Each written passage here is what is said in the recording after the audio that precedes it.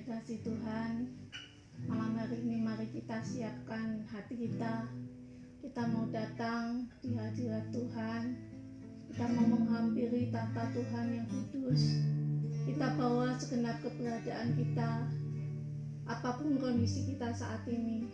Mari kita mau hadirkan hadiratnya di tengah-tengah keluarga malam hari ini. Kita akan nyanyikan pujian Ku Datang Tuhan, baharui hatiku.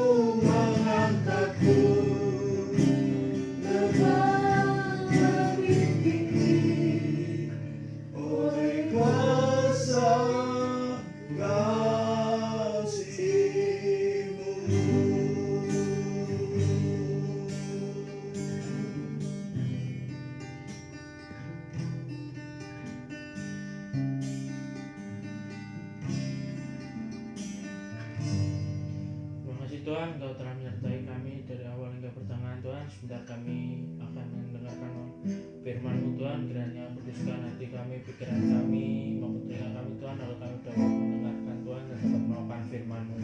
Makasih Tuhan, kami menyerahkan sisa waktu ini dalam tangan-Mu. Dalam nama Tuhan Yesus kami berdoa, haleluya, amin.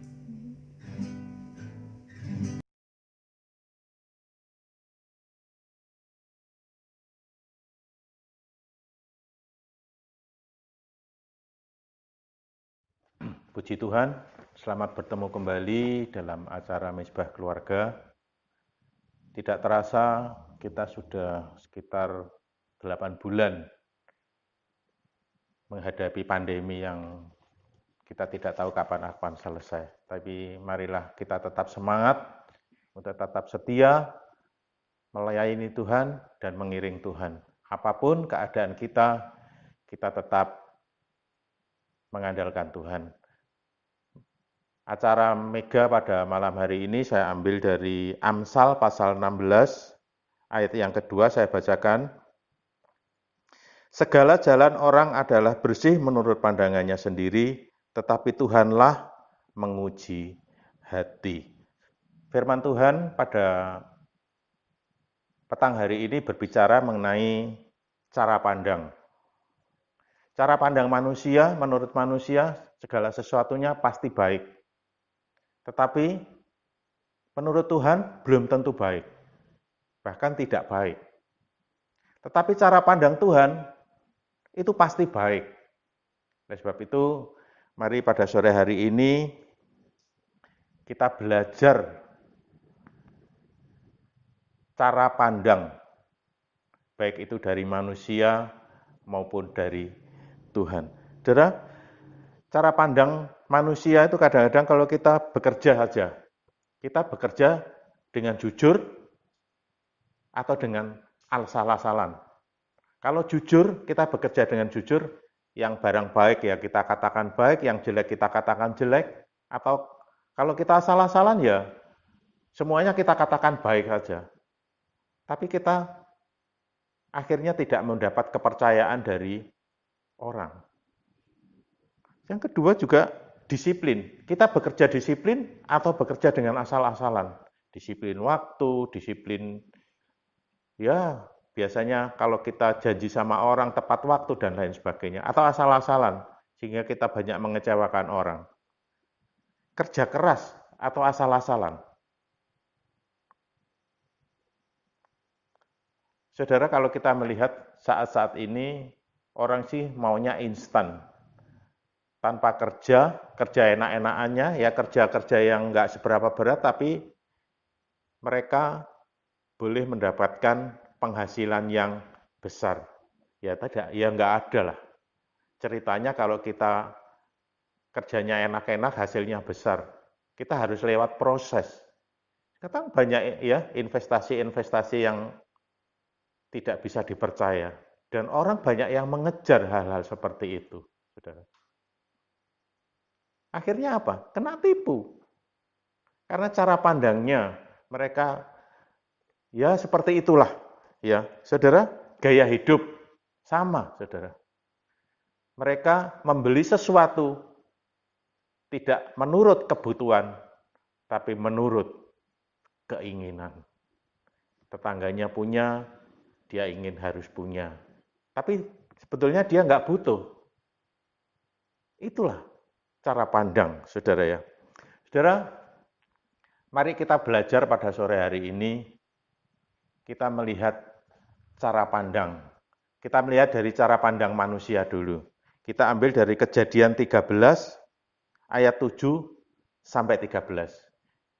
Saudara, Kejadian 13 ayat 7 sampai 13 ini, kisah ini terjadi sesudah Abram dan Lot keluar dari Mesir. Ya, mereka Abraham itu sangat kaya raya, ternaknya banyak, emas perak banyak, ya. Lot sama juga. Ternaknya juga banyak, hamba-hambanya juga banyak, ternaknya juga banyak. Suatu ketika terjadilah pertengkaran, perkelahian antara hamba-hamba Abram dan hamba-hamba Lot. Karena apa, saudara? Padang rumput yang tersedia tidak memadai oleh kebutuhan antara hambanya Abram dan hambanya Lot, sehingga terjadi perkelahian. Nah, ini tidak dikehendaki oleh Abram, maka Abram bertemu dengan Lot. Kita ini saudara, tidak baik kalau kita itu berkelahi. Lebih baik kita berpisah. Kalau kamu ke kanan, aku ke kiri. Kalau kamu ke kiri, aku ke kanan. Saudara, secara manusia, Lot memandang lembah Yordan yang begitu hijau dan airnya banyak. Menurut pandangan manusia, gak salah. Menurut pandangan manusia, sangat menjanjikan untuk masa depan.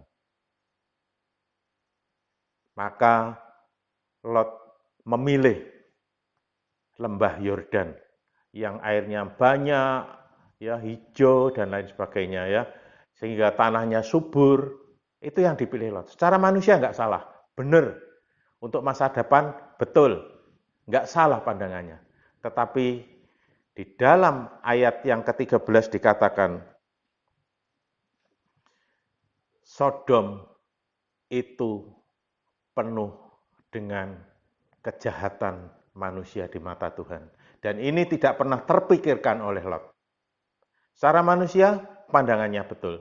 Tetapi menurut Tuhan, kurang benar. Karena Sodom adalah kota yang penuh kejahatan dan jahat di mata Tuhan. kita tahu akhirnya Sodom dan Gomora dihancurkan oleh Tuhan.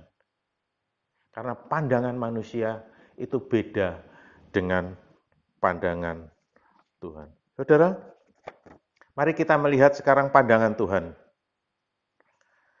Cara pandang Tuhan kita melihat 1 Samuel 16 ayat 6 sampai 13.